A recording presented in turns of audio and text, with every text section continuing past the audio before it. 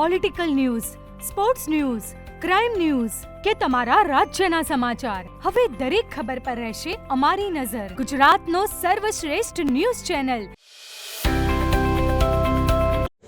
આગામી 26મી એપ્રિલના રોજ સ્થાનિક સ્વરાજ્યની ચૂંટણીનું મતદાન યોજાવાનું છે. ત્યારે ઉમેદવારી પત્ર ભરવાના અંતિમ દિવસે એટલે કે 11 એપ્રિલના રોજ ભાજપ દ્વારા ચાણસ્મા જિલ્લા પંચાયતની 3 બેઠકો પૈકી ભાવિકકુમાર હર્ષદભાઈ પટેલ ધીણોજ જિલ્લા પંચાયત, આશાબેન વિક્રમજી ઠાકોર કંબોઈ જિલ્લા પંચાયત બેઠક, ચેતનાબેન ઉપેન્દ્રભાઈ પટેલ વડાલી જિલ્લા પંચાયત બેઠક ઉમેદવારો સાથે ભાજપના તાલુકા પંચાયત 18 બેઠકના ઉમેદવારોએ શક્તિ પ્રદર્શન કરી ચાણસ્મા સર્કલથી રેલી સ્વરૂપે મતદાન કચેરીએ પહોંચી પોતાના ઉમેદવારી પત્રો મતદાન કચેરીએ સુપરત કર્યા હતા.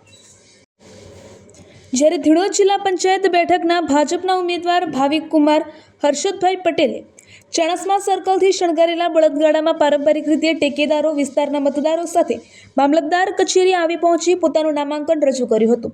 જેમાં ભાજપના જૂના જોગીઓ અને તાલુકા પંચાયત ચાણસ્માના પૂર્વ પ્રમુખ ઈશ્વરભાઈ પટેલ, ભાજપના ઓબીસી અગ્રણી વિનયસિંહ ઝાલા, તાલુકા પંચાયત ભાજપના પ્રમુખ કિરણભાઈ જાની, ભાજપના ઓબીસી નેતા નાનજીભાઈ ચૌધરી, શહેર ભાજપના પ્રમુખ જય પટેલ સહિત ભાજપના કાર્યકરો, મતદારો, ટેકેદારો મોટી સંખ્યામાં ઉપસ્થિત રહ્યા હતા.